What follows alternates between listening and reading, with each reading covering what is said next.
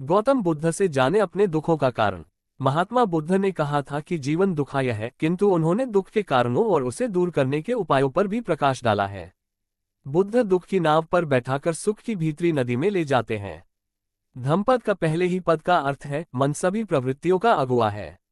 यदि कोई दूषित मन से वचन बोलता है या पाप करता है तो दुख उसका उसी तरह अनुसरण करता है जैसे बैलगाड़ी का पहिया गाड़ी खींचने वाले बैलों के खुरों का अनुसरण करता है। इसका एक और पद है, यदि कोई प्रसन्न मन से बोलता है या काम करता है तो सुख उसका अनुसरण उसी प्रकार करता है जिस प्रकार उसके साथ हर समय चलने वाली छाया। आप जानते ही हैं कि धम्मपद बौद्ध धर्म का वह पहला और सबसे महत्वपूर्ण ग्रंथ है जिसमें गौतम बुद्ध के वचन संकलित हैं। ऊपर दिए गए शुरुआती दो वचन सबसे महत्वपूर्ण हैं। सच तो यह है कि बुद्ध के ये दोनों वचन उनके संपूर्ण जीवन दर्शन की धुरी हैं। बुद्ध नहीं चाहते थे कि उनकी मूर्तियां बने, क्योंकि वे जानते थे कि मूर्तियां बनने के बाद लोग मेरी पूजा करने लगेंगे और जैसे ही किसी की पूजा की जाती है वैसे ही उसके विचारों की प्रखरता धीमी पड़ जाती है। उसके विचार कर्मकांड में बदल जाते हैं। संयोग से सबसे ज्यादा मूर्तियां गौतम बुद्ध की ही बनाई गईं। ये दोनों बातें बुद्ध के जीवन दर्शन के केंद्र में रही हैं। दरअसल बुद्ध धार्मिक बाद में थे, दार्शनिक पहले। और वे जिस तरह के दार्शनिक थे वे भी अत्यंत वैज्ञानिक और व्यावहारिक दार्शनिक। लोगों को ये गलतफहमी है कि उन्होंने जीवन को पूरी तरह दुखमय ही माना है।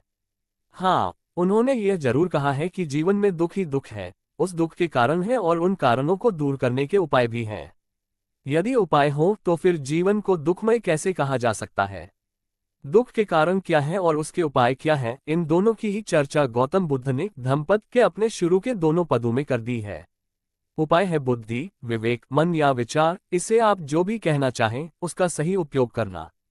उन्होंने साफ साफ कहा है कि यदि किसी की बुद्धि सही है, उसके विचार अच्छे हैं, तो कोई कारण नहीं कि वह व्यक्ति दुखी हो। यदि उसके विचार सही नहीं है तो कोई भी कारण ऐसे व्यक्ति को सुखी नहीं बना सकता। ऐसा उन्होंने इसलिए कहा है क्योंकि गौतम बुद्ध सीधे सीधे कार्य और कारण के सिद्धांत को मानने वाले प्रखर विचारक थे। वे किसी भी घटना के लिए न तो भगवान को जिम्मेदार मानते थे न ही भाग्य को। वे इसके लिए सीधे सीधे उस व्यक्ति के विचारों को जिम्मेदार मानते थे। इसे ही उन्होंने कर्मफल मानते हुए अपने भिक्षुकों को बार बार याद दिया है कि भलाई से भलाई पैदा होती है और बुराई से बुराई। इसे ही हमारे यहाँ कहा गया है, जब बोया बीज बबूल का तो आम कहाँ से होए। ये गौतम बुद्ध का बहुत लोकप्रिय और प्रसिद्ध संदेश है कि यथार्थ जगत में दुखों और पीड़ाओं को संघर्ष के जरिए नहीं, मानसिक प्रयत्नों के द्वारा ही दूर किया जा सकता है। जाहिर है कि मनुष्य पशु से केवल इस मायने में श्रेष्ठ है कि उसके पास बुद्धि है, विवेक है। वह सोच समझ सकता है और अपनी सोच और समझ के अनुसार कुछ भी कर सकता है। जिसकी सोच जितनी व्यवस्थित होगी उसका जीवन उतना ही अधिक व्यवस्थित होगा। गौतम बुद्ध का यह मानना था कि शरीर को अनावश्यक रूप से तपाने से, फालतू के धार्मिक कर्मकांडों से कभी कुछ हासिल नहीं हो सकता। इसीलिए उन्होंने मध्य मार्ग की बात की। बीच का मार्ग न तो बहुत अधिक अनुशासन न ही बहुत अधिक उच्छृंखलता।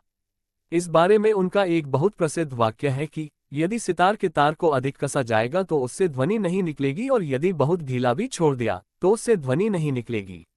गौतम बुद्ध ने दुख के जो अन्य कारणों में से सबसे प्रमुख कारण बताए थे वे आज के जीवन के लिए सबसे महत्वपूर्ण मालूम पड़ते हैं। उन्होंने इसके लिए लोभ और लालसा को जिम्मेदार ठहराया था। उनके शब्द हैं, ये लोभ और लालसा ही है जो दुख का कारण है। इसे ही हम दूसरी शब्दावली में तृष्णा कहते हैं, जिसका अर्थ होता है प्यास। ये कभी भी न बुझने वाली प्यास है। सामान्य तौर पर बुद्ध की यह बात बहुत सरल सी लगती है, लेकिन यदि कोई इस पर गहराई से विचार करने लगे और इस विचार को अपने ऊपर ही लागू करके देखने लगे तो उसे समझ में आ जाएगा कि 2500 साल पहले कही गई बात आज भी कितनी सही है। आप एक दिन इत्मीनान से बैठकर अपने दुखों की लिस्ट बनाएं। एक कागज पर लिखिए कि आपको कौन कौन से दुख हैं। जब लिस्ट पूरी हो जाए तब इस बात का परीक्षण करें कि जिसे आपने अपना दुख माना है क्या वह सचमुच में दुख है। कहीं ऐसा तो नहीं कि वह दुख है तो नहीं, लेकिन आपने उसे दुख मान लिया है। इस परीक्षण के बाद आपकी लिस्ट में जो दुख बच गए हैं उनके बारे में ये जानने का प्रयास करें कि इन बचे हुए दुखों का कारण क्या है।